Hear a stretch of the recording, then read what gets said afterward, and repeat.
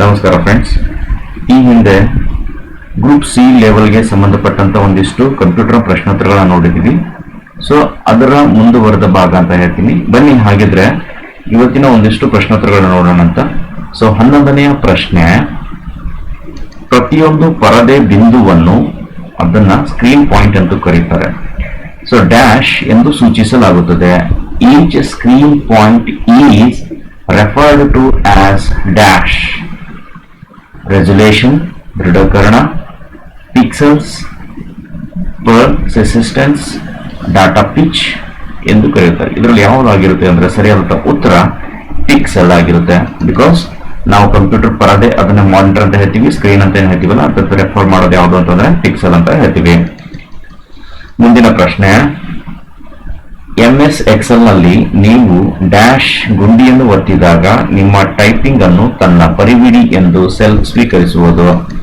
In MS Excel, if you press dash key, the cell accepts your typing as its contents. Option 1ನೇದು control plus enter, option 2 enter key, option 3 tab key, option 4 shift key ಅಂತ ಹೇಳ್ತೀವಿ. So ಇದಕ್ಕೆ ಸರಿಯಾದಂತ ಉತ್ತರ enter ಆಗಿರುತ್ತದೆ. ಮುಂದಿನ ಪ್ರಶ್ನೆ, MS Excel ನಲ್ಲಿ ಪ್ರತಿಯೊಂದು ವರ್ಕ್ ಬುಕ್ ನಲ್ಲಿ ಡಿಫಾಲ್ಟ್ ಆಗಿ ಡ್ಯಾಶ್ ವರ್ಕ್ ಶೀಟ್ ಗಳಿರುತ್ತವೆ. In MS Excel, each workbook by default has dash number of worksheets. So ಒಂದು ಎಕ್ಸೆಲ್ ಬುಕ್ ಅನ್ನ ನೀವು ಓಪನ್ ಮಾಡಿದಾಗ ಅಲ್ಲಿ ಸಾಮಾನ್ಯವಾಗಿ ಸಿಗುವಂತಹ ವರ್ಕ್ ಶೀಟ್ ಗಳ ಸಂಖ್ಯೆ ಎಷ್ಟು ಅಂತ ಕೇಳ್ತಾರೆ. ಸೊ ಹಾಗಿದ್ರೆ ಸರಿಯಾದ ಉತ್ತರ 3. ಮುಂದಿನ ಪ್ರಶ್ನೆ, MS ಎಕ್ಸೆಲ್ ನಲ್ಲಿ ಫಾರ್ಮುಲಾಗಳನ್ನು ಇದರಿಂದ ಆರಂಭಿಸುವರು. ಸ್ನೇಹಿತರೆ, ಈ ಒಂದು ಪ್ರಶ್ನೆ ಪದೇ ಪದೇ ಎಕ್ಸಾಮ್ ಅಲ್ಲಿ ಬರ್ತಾ ಇದೆ, ದಯವಿಟ್ಟು ಇದನ್ನ ಚೆನ್ನಾಗಿ ನೆನಪಿಟ್ಕೊಳ್ಳಿ. In MS Excel formulae dash start with. Option 1 equal, option 2 plus, option 3 percentage and option 4 minus sign ಆಗಿರುತ್ತೆ. ಹಾಗಿದ್ರೆ ಅದಕ್ಕೆ ಸರಿಯಾದಂತ ಉತ್ತರ ಈಕ್ವಲ್ ಸೈನ್ ಇಂದ ಪ್ರಾರಂಭವಾಗುತ್ತವೆ. ಮುಂದಿನ ಪ್ರಶ್ನೆ, MS ಎಕ್ಸೆಲ್ ನಲ್ಲಿ ಕಾಲಮ್ ಡಿ ಹಾಗೂ ಕಾಲಮ್ ಇ ಗಳ ನಡುವೆ ಒಂದು ಕಾಲಮ್ ಅನ್ನು ಸೇರಿಸಬೇಕಾದಾಗ ನೀವು ಅಂತ ಕೇಳ್ತಾರೆ. To insert a column between column D and column E you would. So ಹಾಗಿದ್ರೆ ಇದರ ಕ್ವಶನ್ ಅರ್ಥ ಆಗಿದೆ ಅಂತ ಅನ್ಕೋತೀನಿ.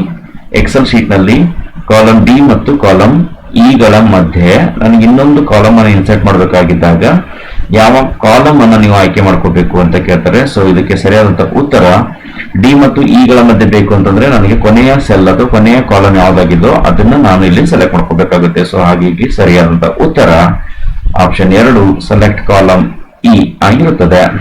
ಮುಂದಿನ ಪ್ರಶ್ನೆ, MS ಎಕ್ಸೆಲ್ ನಲ್ಲಿ ಒಂದು ಸೆಲ್ ನಲ್ಲಿ ಟೆಕ್ಸ್ಟ್ ಫಿಟ್ ಆಗದಿದ್ದಲ್ಲಿ ಆಗ in MS Excel, if text cannot be fit in a cell then ಅದು ಮರೆಯಾಗಿರುವುದು, ಇಟ್ ವಿಲ್ ಬಿ ಹಿಡನ್, ಅದು ಅಳಿಸಿ ಹೋಗಿರಬಹುದು, ಇಟ್ ವಿಲ್ ಬಿ ಡಿಲೀಟೆಡ್, ಅದು ಎಂಟರೇ ಆಗಿರಲಾರದು, ಇಟ್ ಕೆನಾಟ್ ಬಿ ಎಂಟರ್ಡ್. ಮೇಲಿನ ಯಾವುದು ಅಲ್ಲ, ನನ್ನ ಜವಾಬು ಅಂತ ಹೇಳ್ತಾರೆ. ಸೊ ಇದಕ್ಕೆ ಸರಿಯಾದಂತ ಉತ್ತರ ಏನು ಅಂತಂದ್ರೆ, ನಾವು ಕೊಟ್ಟಿರುವಂತಹ ಒಂದಿಷ್ಟು ದತ್ತಾಂಶವು ಟೆಕ್ಸ್ಟ್ ನಲ್ಲಿ ಕಾಣ್ತಾ ಇಲ್ಲ ಅಥವಾ ಫಿಟ್ ಆಗಿಲ್ಲ ಅಂತಂದ್ರೆ ಅದರ ಅರ್ಥ ಡಿಲೀಟ್ ಆಗಿದೆನಾ ಅಥವಾ ಎಂಟರೇ ಆಗಿಲ್ಲ ಅನ್ನುವಂತ ಒಂದು ಪ್ರಶ್ನೆ ಅಂತ ಹೇಳ್ತಾರೆ.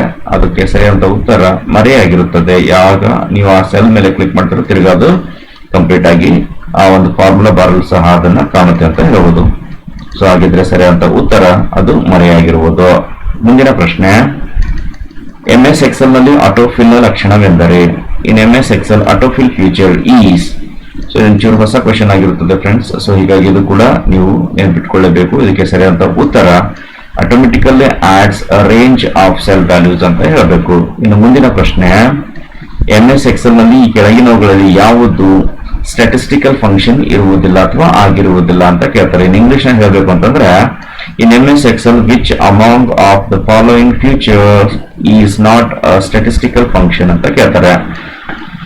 MS ಎಕ್ಸೆಲ್ ಅಲ್ಲಿ ತುಂಬಾ ಕೆಟಗರೈಸ್ಡ್ ಮಾಡಿದ್ದಾರೆ, ಅಂದ್ರೆ ಫಾರ್ಮುಲಾಗಳನ್ನ ಡಿಫ್ರೆಂಟ್ ಕೆಟಗರೈಸ್ ಮಾಡಿದ್ದಾರೆ. ಅಂದ್ರೆ ಅರ್ಥಮೆಟಿಕ್ ಸಪರೇಟ್ ಆಗಿ ಮಾಡಿದ್ದಾರೆ, ಲಾಜಿಕಲ್ ಇದೆ, ಅದೇ ತರ ಸ್ಟ್ಯಾಟಿಸ್ಟಿಕಲ್ ಕೂಡ ಒಂದಿಷ್ಟು ಫಂಕ್ಷನ್ಸ್ ಗಳು ಸಪರೇಟ್ ಆಗಿ ಕೆಟಗರೈಸ್ಡ್ ಮಾಡಿರೋದು. ಆ ಒಂದು ಸ್ಟ್ಯಾಟಿಸ್ಟಿಕಲ್ ಫಂಕ್ಷನ್ ಅಲ್ಲಿ ಈ ಕೆಳಗಿನ ಯಾವ ಒಂದು ಫಾರ್ಮುಲಾ ಅಥವಾ ಫಂಕ್ಷನ್ ಅದರಲ್ಲಿ ಇಲ್ಲ ಅಂತ ಕೇಳ್ತಾರೆ. ಅದಕ್ಕೆ ಸರಿಯಾದ ಉತ್ತರ ರೇಟ್ ಆಗಿರುತ್ತದೆ.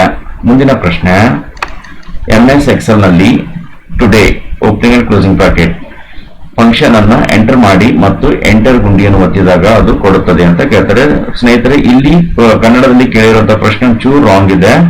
ಏನಂದ್ರೆ ಇಲ್ಲಿ ಈಕ್ವಲ್ ಸೈನ್ ಬೇಕು, ಅದು ಇಂಗ್ಲಿಷ್ ನಲ್ಲಿ ಅದನ್ನ ಸರಿಪಡಿಸಿಕೊಂಡಿದ್ದಾರೆ. ಇನ್ MS Excel, if you enter the function equal today opening and closing bracket and press enter key, it returns. ಏನ್ ಮಾಡುತ್ತೆ ಅಥವಾ ಏನಾಗುತ್ತೆ ಅಂತ ಕೇಳ್ತಾರೆ. ಸೊ ಹಾಗಿದ್ರೆ ಈ ಒಂದು ಫಂಕ್ಷನ್ ಯಾವುದು, today equal to today opening closing bracket ಏನಾದ್ರೂ ಸೆಲ್ ನಲ್ಲಿ ಕೊಟ್ರೆ ಅಂತಂದ್ರೆ ಅದು ಇವತ್ತಿನ ಅಂದ್ರೆ ಪ್ರೆಸೆಂಟ್ ಅಥವಾ ಕರೆಂಟ್ ಡೇಟ್ ಅನ್ನ ತೋರಿಸುತ್ತೆ. ಹಾಗಾಗಿ ಆಪ್ಷನ್ 2 ಸರಿಯಾದಂತ ಉತ್ತರ. ಮುಂದಿನ ಪ್ರಶ್ನೆ, MS Excel ನಲ್ಲಿ ಮರೆಯಾಗಿರುವ ಕಾಲಂಗಳನ್ನು ಅಥವಾ ಕಾಲಮ್ ಅನ್ನು ತಿರುಗಿ ಯಥಾಸ್ಥಿತಿಗೆ ತರಲು ಇದನ್ನು ಒತ್ತಬೇಕು. ಇನ್ MS Excel to restore the hidden columns we click on. ಮರೆಯಾಗಿರುವಂತಹ ಹೈಡ್ ಮಾಡಿರುವಂತಹ ಕಾಲಮ್ಸ್ ಗಳನ್ನ ಅಥವಾ ಕಾಲಮ್ ಅನ್ನ ತರಲು ಅಥವಾ ಯಥಾಸ್ಥಿತಿಗೆ ತರಲು ಯಾವ ಒಂದು ಟ್ಯಾಬ್ ಅಥವಾ ಯಾವ ಒಂದು ಫಂಕ್ಷನ್ ಆಗಿರ್ಬೋದು ಅದನ್ನ ನಾವು ಸೆಲೆಕ್ಟ್ ಮಾಡ್ಕೋಬೇಕು ಅಂತಂದ್ರೆ ಅದಕ್ಕೆ ಉತ್ತರ ಫಾರ್ಮ್ಯಾಟ್ ಫಂಕ್ಷನ್ ಅಥವಾ ಫಾರ್ಮ್ಯಾಟ್ ಆಪ್ಷನ್ ಅಂತ ಹೇಳ್ತೀವಿ. ಮುಂದಿನ ಪ್ರಶ್ನೆ, ನಿರ್ದಿಷ್ಟ ಅವಧಿಯಲ್ಲಿ ಕಳುಹಿಸಬಹುದಾದ ದತ್ತ ಪ್ರಮಾಣವನ್ನು ಡ್ಯಾಶ್ ಎಂದು ಕರೆಯುತ್ತಾರೆ. Amount of data that can be transmitted in a given period of a time is called. So ಇದು ನೆಟ್ವರ್ಕ್ ಗೆ ಸಂಬಂಧಪಟ್ಟಿರುವಂತಹ ಪ್ರಶ್ನೆ ಆಗಿರುತ್ತೆ. ಸೊ ಇದನ್ನ ಕಳಿಸಲು ಅಥವಾ ಯಾವ ಒಂದು ಪ್ರಮಾಣವನ್ನು ದತ್ತದ ಪ್ರಮಾಣವನ್ನು ಏನಂತ ಕರೀತಾರೆ ಅಂತ ಕೇಳ್ತಾರೆ. ಸೊ ಅದಕ್ಕೆ ಸರಿಯಾದಂತ ಉತ್ತರ ಬ್ಯಾಂಡ್ ವಿಡ್ತ್ ಆಗಿರುತ್ತದೆ. ಮುಂದಿನ ಪ್ರಶ್ನೆ, ಬೇಕಾಗಿರುವ ವೆಬ್ ಪೇಜ್ ಗಳನ್ನು ಹುಡುಕಲು ಸಹಾಯ ಮಾಡುವುದು dash. Dash helps in locating particular web page ಅಂತ ಪ್ರಶ್ನೆ ಬರುತ್ತೆ. ಸೊ ಇದಕ್ಕೆ ಸರಿಯಾದ ಉತ್ತರ ಯೂನಿವರ್ಸಲ್ ಪೇಜ್ ಲೊಕೇಟರ್ ಅಂತಿದೆ, ಯೂನಿವರ್ಸಲ್ ವೆಬ್ ಲೊಕೇಟರ್ ಅಂತಿದೆ, ಯೂನಿಫಾರ್ಮ್ ರಿಸೋರ್ಸ್ ಲೊಕೇಟರ್ ಅಂತಿದೆ, ಯೂನಿವರ್ಸಲ್ ರಿಸೋರ್ಸ್ ಲೊಕೇಟರ್ ಅಂತಿದೆ. 1, 2 ಮತ್ತು 4ನೇ ಆಪ್ಷನ್ಸ್ ಏನಿದೆ ಅಂತಂದ್ರೆ ಎಲ್ಲ ಕಡೆ ಯೂನಿವರ್ಸಲ್ ಅಂತ ಹೊಡಿತಾರೆ. ಸೊ ಹೀಗಾಗಿ ಯೂನಿವರ್ಸಲ್ ಅನ್ನೋದು ತಪ್ಪಾಗಿರೋದ್ರಿಂದ ಸರಿಯಾದ ಉತ್ತರ ಯೂನಿಫಾರ್ಮ್ ರಿಸೋರ್ಸ್ ಲೊಕೇಟರ್. ಇದನ್ನ ಶಾರ್ಟ್ ಫಾರ್ಮ್ ನಲ್ಲಿ URL ಅಂತ ಕೂಡ ಕರೀತಾರೆ. ಮುಂದಿನ ಪ್ರಶ್ನೆ, ಈ ಕೆಳಗಿನ ಯಾವ ಕಂಪ್ಯೂಟರ್ ಪ್ರೋಗ್ರಾಮ್ ವೆಬ್ ಬ್ರೌಸರ್ ಸಂಗಡ ಲೋಡ್ ಆಗುತ್ತದೆ? Which of the following program is automatically loaded as a component of a web browser? So ಇದಕ್ಕೆ ಸರಿಯಾದಂತ ಉತ್ತರ ಪ್ಲಗ್ ಇನ್ಸ್ ಆಗಿರುತ್ತದೆ. ಇನ್ನು ಮುಂದಿನ ಪ್ರಶ್ನೆ, ಅಂತರ್ಜಾಲದಲ್ಲಿ ಇತರೆ ದಾಖಲೆಗಳಿಗೆ ಡ್ಯಾಶ್ ಮೂಲಕ ಸಂಪರ್ಕ ಕಲ್ಪಿಸಬಹುದು.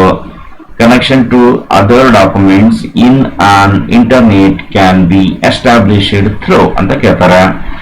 ಸ್ನೇಹಿತರೆ, ಈ ಬಗೆಯ ಪ್ರಶ್ನೆಗಳು ಅಂದ್ರೆ ಒಂದು ಫೈಲಿಂದ ಇನ್ನೊಂದು ಫೈಲ್ಗೆ ಅಂತ ಕೂಡ ಸುಮಾರು ಬಾರಿ ಪರೀಕ್ಷೆನಲ್ಲಿ ಕೇಳಿದ್ದಾರೆ. ಸೊ ಅಲ್ಲೂ ಸಹ ಏನಾಗುತ್ತೆ ಅಂದ್ರೆ ಹೈಪರ್ ಲಿಂಕ್ ಎನ್ನುವ ಆಯ್ಕೆಯನ್ನು ಆಯ್ಕೆ ಮಾಡ್ಕೊಳ್ತೀವಿ. ಇಲ್ಲೂ ಸಹ ವೆಬ್ ಪೇಜ್ ಇರಲಿ ಅಥವಾ MS ವರ್ಡ್ ಡಾಕ್ಯುಮೆಂಟ್ ಇರಲಿ, ಎಕ್ಸೆಲ್ ಬುಕ್ ಇರಲಿ, ಅಲ್ಲೆಲ್ಲ ಕಡೆನೂ ಒಂದು ಪೇಜ್ ನಿಂದ ಒಂದು ಪೇಜ್ಗೆ ಅಥವಾ ಒಂದು ಫೈಲ್ ಇಂದ ಇನ್ನೊಂದು ಫೈಲ್ಗೆ ಲಿಂಕ್ ಮಾಡಲು ಬಳಸುವಂತ ಆಯ್ಕೆನೆ ಅದು ಹೈಪರ್ ಲಿಂಕ್ ಆಗಿರುತ್ತೆ ಸ್ನೇಹಿತರೆ. ಮುಂದಿನ ಪ್ರಶ್ನೆ, ಅತಿ ವೇಗದ ಕಂಪ್ಯೂಟರ್ ಜಾಲ the fastest type of computer network is. ಇದು ಸಹ ಜಾಲಕ್ಕೆ ಸಂಬಂಧಪಟ್ಟಿರುವಂತಹ ಪ್ರಶ್ನೆ ಆಗಿರೋದ್ರಿಂದ ಯಾವ ಬಗೆಯ ಒಂದು ಜಾಲವು ಅತಿ ವೇಗವಾಗಿ ಕಾರ್ಯನಿರ್ವಹಿಸುವ ಜಾಲ ಆಗಿರುತ್ತೆ ಅಂತ ಪ್ರಶ್ನೆ ಬರುತ್ತೆ ಸ್ನೇಹಿತರೆ. ಇದಕ್ಕೆ ಸರಿಯಾದ ಉತ್ತರ ಲೋಕಲ್ ಏರಿಯಾ ನೆಟ್ವರ್ಕ್, ಅದನ್ನೇ ಶಾರ್ಟ್ ಫಾರ್ಮ್ ನಲ್ಲಿ ಲ್ಯಾನ್ ಅಂತ ಕೂಡ ಕರೀತೇವೆ. ಮುಂದಿನ ಪ್ರಶ್ನೆ, ವೆಬ್ ಬ್ರೌಸರ್ ಗಳನ್ನು ವೆಬ್ ಸರ್ವರ್ ಗಳಿಗೆ ಸಂಪರ್ಕ ಕಲ್ಪಿಸುವ ಸಂಪರ್ಕ ನಿಯಮಗಳಿಗೆ ಡ್ಯಾಶ್ ಎನ್ನುತ್ತಾರೆ. Web browser is connected to the web server through a set of communication rules known as. ಸ್ನೇಹಿತರೆ, ಒಂದು ವಿಷಯ ನೆನಪಿರಬೇಕು, ಇಲ್ಲಿ ರೂಲ್ಸ್ ಅಂಡ್ ರೆಗ್ಯುಲೇಷನ್ ಅಂತ ಪದ ಬಂತು ಅಂದ್ರೆ ದಯವಿಟ್ಟು ನೀವು ಅಲ್ಲಿ ಆಯ್ಕೆ ಮಾಡ್ಕೊಳ್ಳುವಂತ ಆಯ್ಕೆಯು IP ಅಂತ ಆಗಿರುತ್ತೆ. ಸೊ ಹೀಗಾಗಿ ಸರಿಯಾದಂತಹ ಉತ್ತರ TCP/IP ಆಗಿರುತ್ತದೆ. ಮುಂದಿನ ಪ್ರಶ್ನೆ, ನ್ಯೂಸ್ ಗ್ರೂಪ್ ನಿಂದ ಲೇಖನಗಳನ್ನು ಓದಲು ಸಹಾಯ ಮಾಡುವ application program dash. An application program that is used to read articles in a news group is. So ಸರಿಯಾದ ಉತ್ತರ ನ್ಯೂಸ್ ರೀಡರ್ ಆಗಿರುತ್ತದೆ ಸ್ನೇಹಿತರೆ. ತುಂಬಾ ಜನ ಇದು ಕೂಡ ಇವಾಗ ಬಳಕೆ ಮಾಡ್ತಾ ಇದ್ದಾರೆ. ಮುಂದಿನ ಒಂದು ಪ್ರಶ್ನೆ, ಲಭ್ಯವಿರುವ IP ವಿಳಾಸವನ್ನು ಹುಡುಕಲು ಸಹಾಯ ಮಾಡುವ computer program. And a computer program that allows the user to check for the existence of particular IP address is. Internet protocol ಎನ್ನುವ ಇದನ್ನ ವಿಸ್ತೃತ ರೂಪ ಆಗುತ್ತೆ ಸ್ನೇಹಿತರ. ಇದಕ್ಕೆ ಸರಿಯಾದ ಉತ್ತರ ಪಿಂಗ್ ಅಂತ ಹೇಳ್ತೀವಿ. ಮುಂದಿನ ಪ್ರಶ್ನೆ, ಕೆಳಗಿನವುಗಳಲ್ಲಿ ಯಾವುದು ಪರ್ಸನಲ್ ಕಂಪ್ಯೂಟರ್ ಚಾಟ್ ಅಪ್ಲಿಕೇಶನ್ ಅಲ್ಲ? Which of the following is not a chatting application for personal computers ಅಂತ ಕೇಳ್ತಾರೆ. Skype, MSN Messenger, Viber, Google Talk ಅಂತ ಇದೆ. ಸೊ ಹೀಗಾಗಿ ಎಲ್ಲವೂ ನೋಡಿದಾಗ ನಮ್ಗೆ ಮೆಸೆಂಜರ್ಸ್ ಅಂತ ಏನ್ ಹೆಸರು ಬಂದಿದ್ದು ಅದು ಕೂಡ ಏನಂತಂದ್ರೆ ಒಂಥರ ಮೆಸೇಜ್ ಏನಾದ್ರೂ ಶೇರ್ ಇರ್ಬೋದಾ ಅನ್ನೋ ಒಂದು ಅನುಮಾನ ಬರುತ್ತೆ. ಸೊ ಆದ್ರೆ ದಯವಿಟ್ಟು ಈ ತರದ ಕ್ವೆಶನ್ಸ್ ಗಳನ್ನ ನೀವು ಸಾಲ್ವ್ ಮಾಡುವಾಗ ಒಂಚೂರು ಕೇರ್ಫುಲಿ ಆಗಿರ್ಬೇಕು ಸ್ನೇಹಿತರೆ.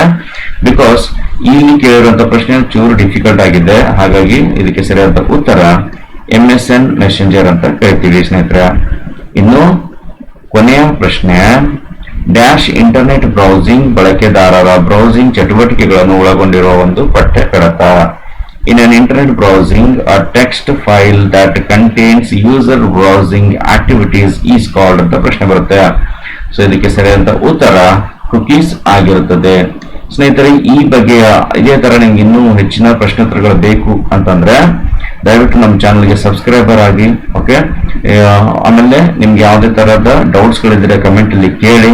ನಿಮ್ದೆಲ್ಲ ಸ್ನೇಹಿತರಿಗೆ, ನಿಮ್ಮ ಹಾಗೆ ಓದ್ತಿರುವಂತ ನಿಮ್ಮ ರಿಲೇಟಿವ್ಸ್ ಇರ್ಬೋದು, ಎಲ್ಲರಿಗೂ ಈ ವಿಡಿಯೋ ಲಿಂಕ್ ಅನ್ನ ಶೇರ್ ಮಾಡಿ. ಅವರಿಗೂ ಸಹ ಇದರ ಒಂದು ಉಪಯೋಗ ಪಡೆದುಕೊಳ್ಳಕ್ಕೆ ನೀವು ಸಹಾಯ ಮಾಡಿ ಅಂತ ಹೇಳ್ತೀನಿ ಸ್ನೇಹಿತರೆ.